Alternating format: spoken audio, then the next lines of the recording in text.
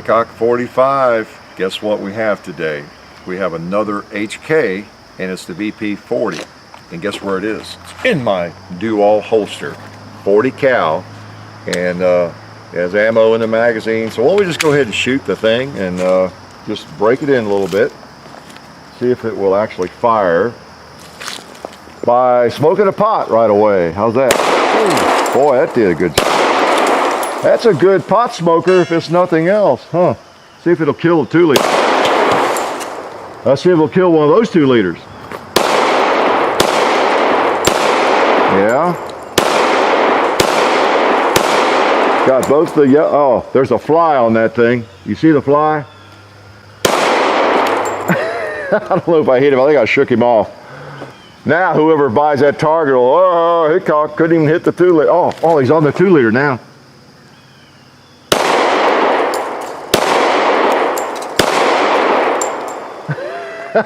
I give up. Okay, quit playing around, shoot the gun. Boom. Have another magazine. It's just a moving target. I couldn't resist.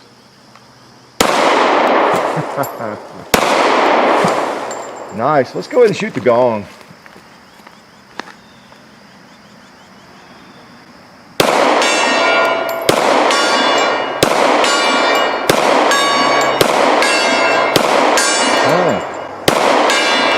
I can't miss it.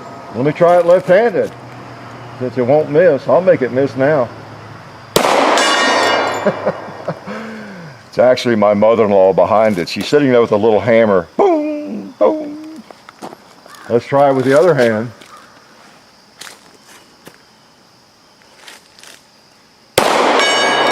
Well, I've got to miss it before I quit.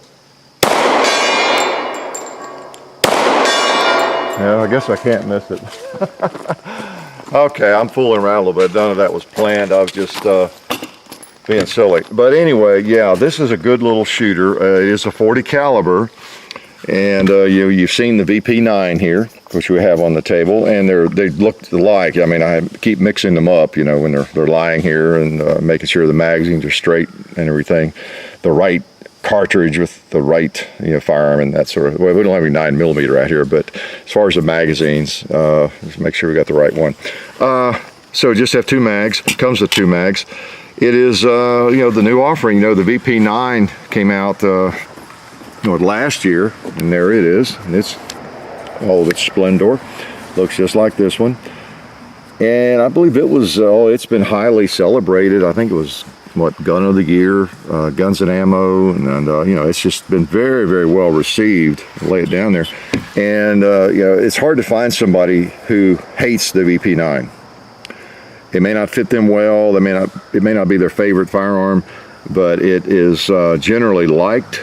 And I know some folks who are really into firearms that shoot a great deal, that carry, and they've actually switched to it. You'll hear occasionally someone talk about that. They're carrying the VP9, and they've formerly been maybe a Glock person or a SIG or some other kind of person, had another preference. So, and this is among serious shooters. So, in HK, it's no big secret. The stuff they make, whether it's an MP5, whatever, they have a lot of history with really quality firearms. I can't think of anything, because I don't know their complete line. It turned out to be total fizzle or junk or anything. Their guns are well made. No matter what else you think about them, they just work. They have a lot of firearms that are used, in military circles and law enforcement. They build them to last. They test them extensively, and we went over a lot of that. I think in the video on the VP9, I'll put a link to that. Some things I won't rehash with it, because it's the same gun with just a few differences.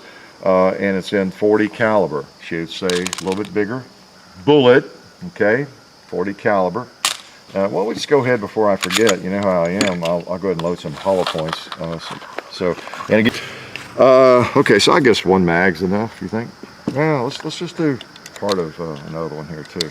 These are fairly open. These are the 180 grain jacketed hollow point from Federal, and you do want your firearm to feed hollow points, so we'll go ahead and run some of those through it. Okay. VP 40, this will be a successful firearm. A lot of law enforcement agencies, still carry the 40, and a lot are kind of switching back, I think, to the 9, but a lot still carry the 40, and whatever firearm they're carrying. Many of them carry the Glock 22, of course, but a lot don't, and around the world, everybody doesn't carry a Glock. But 40 is a very, very popular firearm caliber in law enforcement circles. Okay, so this one doesn't have too many in it, but let's try the holler points here. Make sure they feed. Let's try to blast another pot. This ought to really smoke it. Yeah, it did, didn't it? Now, old Mr. Pumpkin's been all shot up. He's not going to react too much. Oh, let's try that pink 2-liter. All right. People always, oh, I wounded him. Look at that. We better quickly put another round in him. There we go. I didn't want him to suffer. He was suffering. He was bleeding, out the side from a side wound.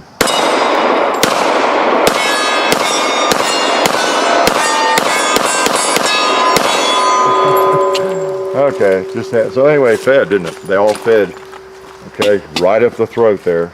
So, pretty cool, 40 caliber now. And I guess I'll just let you look at it inside. You've seen this before. It's the same old VP40 instead of VP9.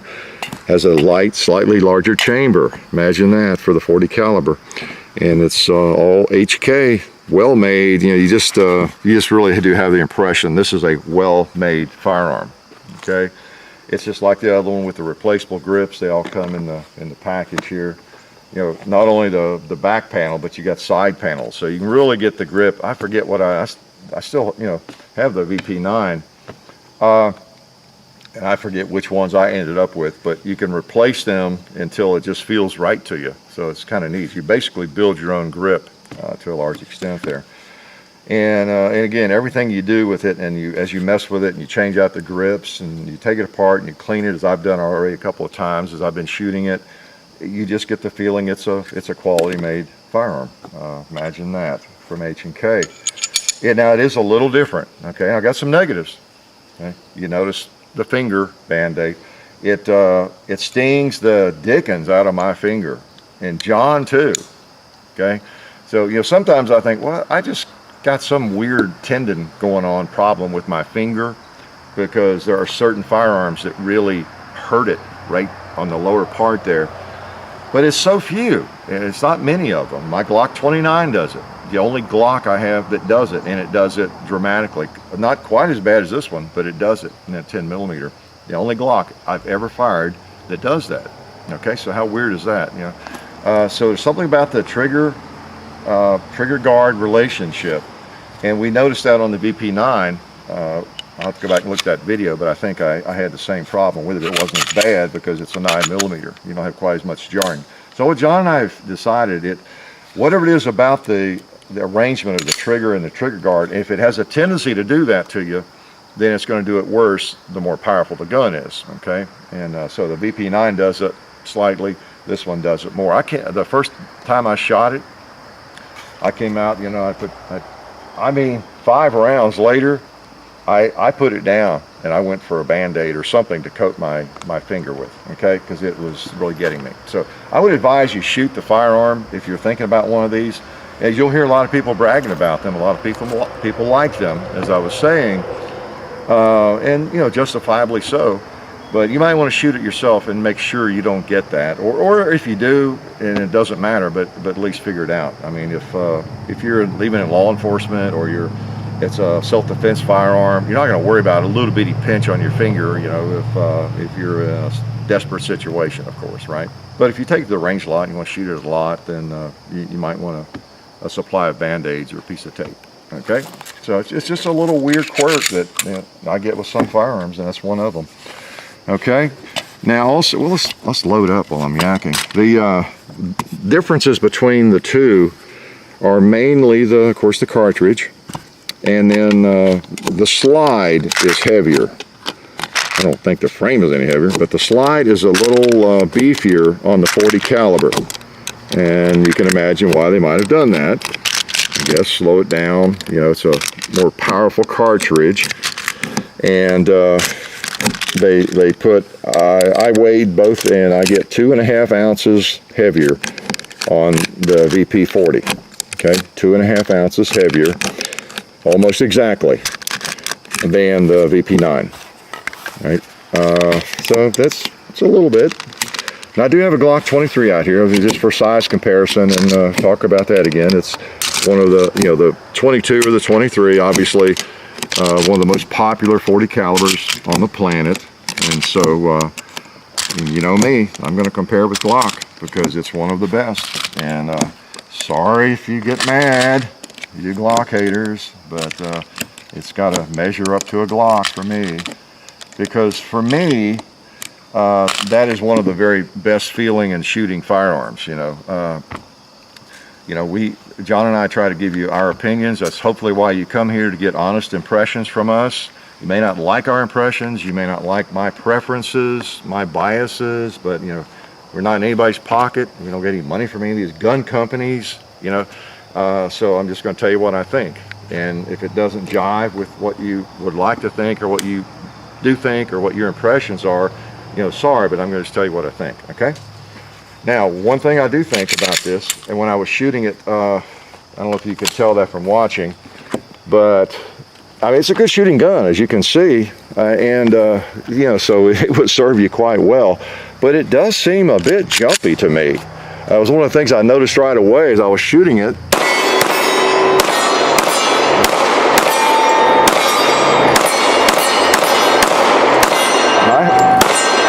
I have no trouble hitting with it, but when I was shooting the first few mags, I was thinking, wow, it's in my imagination. I cut my teeth on a 40 caliber. I was one of the first people around Tennessee that bought into the 40, and I was doing a lot of 40 caliber shooting.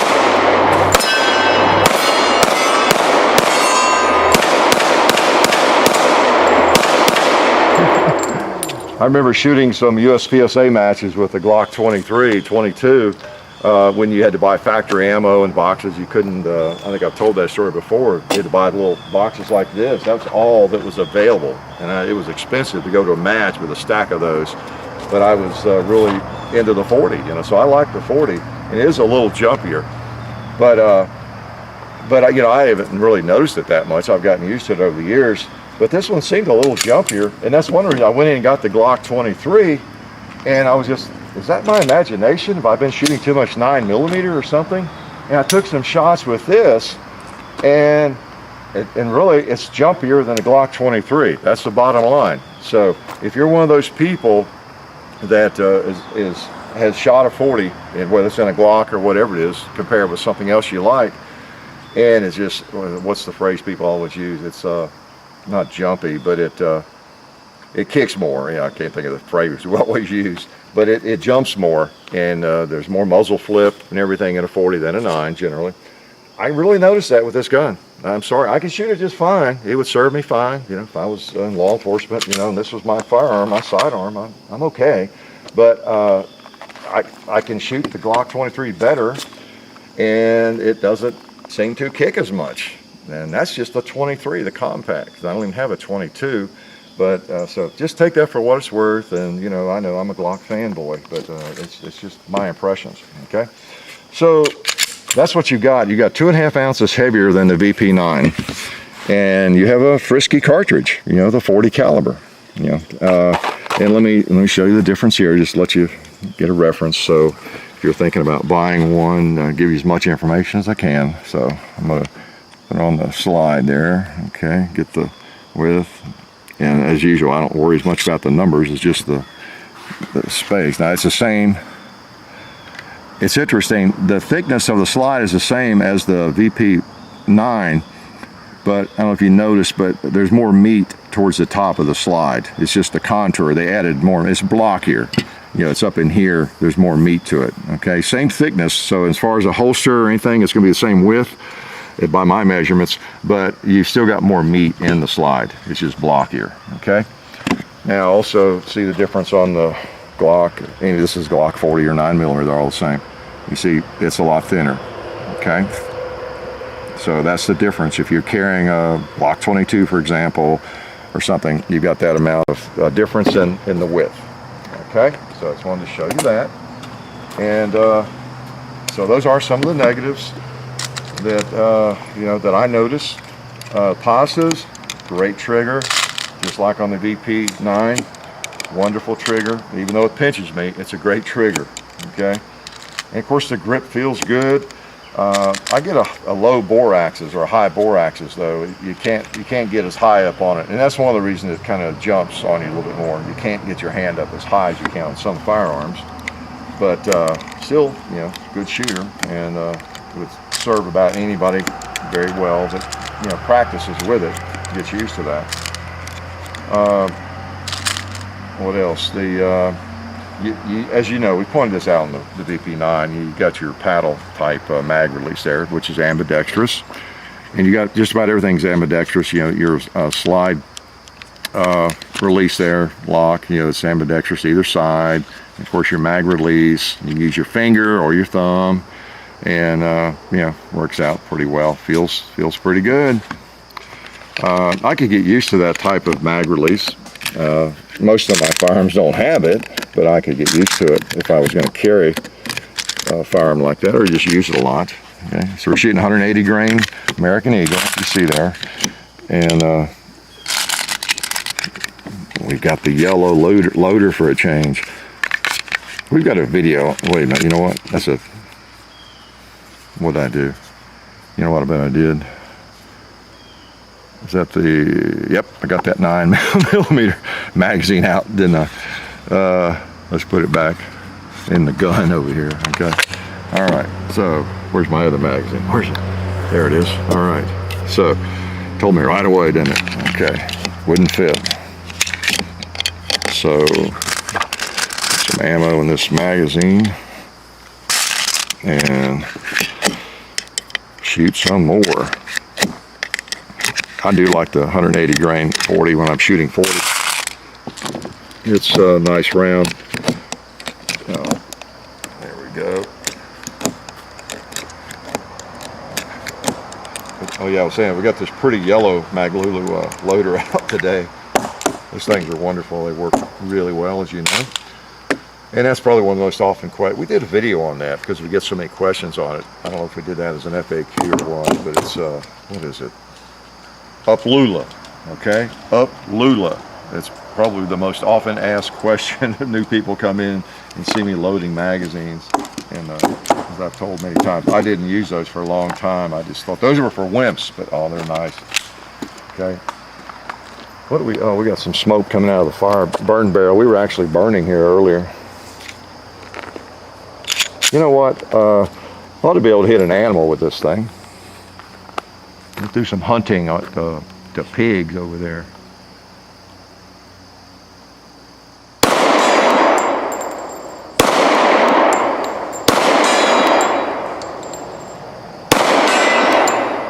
Wow, thought I hit him.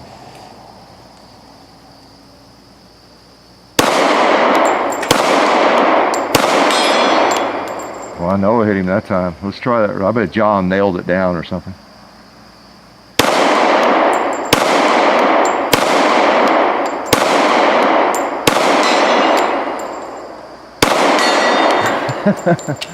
All right, contrary. I'll try a ram, that right one.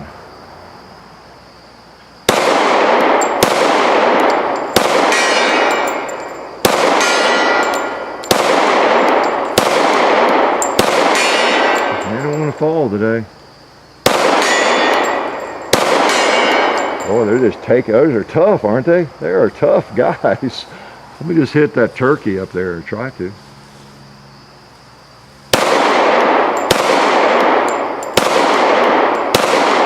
Yeah, I'm shooting too fast, messing around.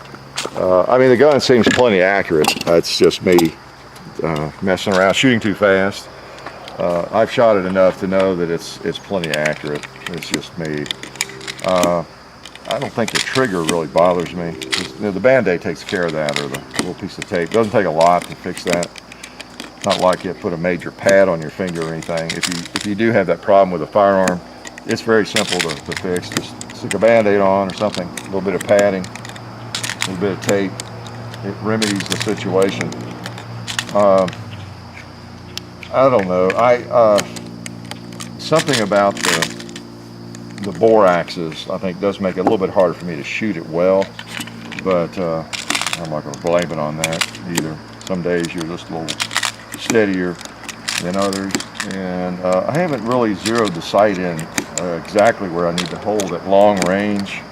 I've not set the world on fire like before the video, you know, shooting over there. I mean, I popped that red plate 2 or 3 times in a row. I kind of got in a roll, but I'm still not 100% sure where I'm holding to get my best accuracy. But I'm not going to shoot 1,000 rounds. I'll try a couple more because it's not the gun, it's me. Let me just try I'll try that turkey. Let me slow down, get a good break. And at least if I miss, I'm going to put my ears on, miss close, miss small,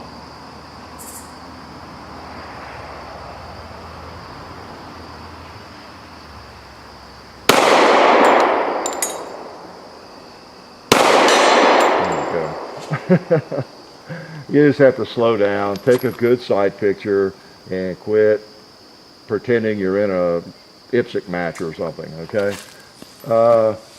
Let's go a little closer here, like red. It shoots just fine, even on these plates. It's just fine. It's just me. Oh, let's hit the tree. These 40s seem pretty warm.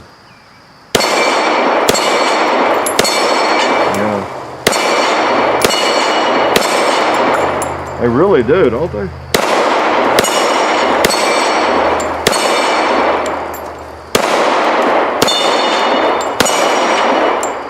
Wow. Because, you know, going from right to left, swinging them back around, as you all know that have seen a lot of the videos, a 9mm won't even knock them back around sometimes. And those are knocking around like they've been hit with a 45. I think I've commented before, American Eagle Premium definitely does not load their 40 down. I'd say it's at the, I don't know if it's the top end, but it's at the upper end of the load spectrum there. I've noticed that. You know you're shooting a firearm when you cut that stuff loose. Okay. What else about the firearm? It's all HK. You know, I've gone over the features in the other video. This one's 40, and it's, you know, good sights, great sights. Great visibility on the sights, and I like these little handles back here. Those are cool. You can take those out if you don't like them, but they really do make it easier to pull the slide back. Takes less strength than I did left them in on the BP9. You know, serrations front and rear, nice texture on the grip, got your rail, and just a fine pistol. So and extreme quality. So it's just really a matter of whether or not it fits you and whether or not you can shoot it well, right? As well as you need to shoot it, right? And it kind of depends on what your history is with firearms. I've noticed that to a large extent, how a firearm like this or a different sort of firearm strikes somebody. It really does depend on what your history is, what you've been shooting. The Ruger, Glock, SIG, you know, that sort of thing. You've got a higher bore axis with a SIG lots of times, and so you wouldn't notice that if you switch from a SIG to that. With Glock, you get a fairly low bore axis, so it's more noticeable, and it just depends on what your background is, your history, and how much you have shot. That's a lot of it. And John and I have shot a lot, and so, you know, for what it's worth, that's why we give you our impressions and what we have with a specific handgun. And yep, I'm a little bit biased. You can't help but be biased. You know, if you shot a lot of different firearms, you're going to have preferences, and I have my preferences.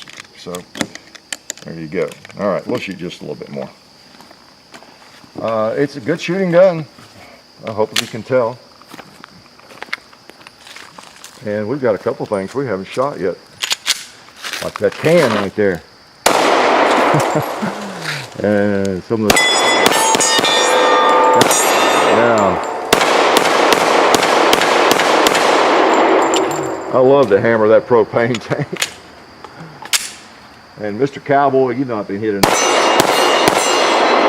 And before we finish, we've got to make sure the gong has not gone to sleep.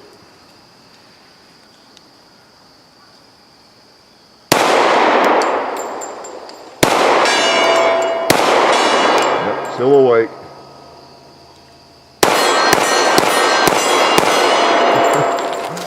Yep. Good shooter. He's a good shooter. So anyway, those are the positives and the negatives from my perspective, my opinion. You notice it has not malfunctioned. Okay, that is number one in terms of positives and negatives. I didn't even mention that, but of course you see the results. It has not malfunctioned. I would not expect it to malfunction. And even though I'm pointing out some things about this as compared with the Glock that I prefer the Glock over, I was telling John before we started, you know, despite all that, this firearm, you probably could get 10,000 rounds of ammo and stand here and shoot it, and shoot a Glock 22 or 23, or just shoot, or however many rounds it takes.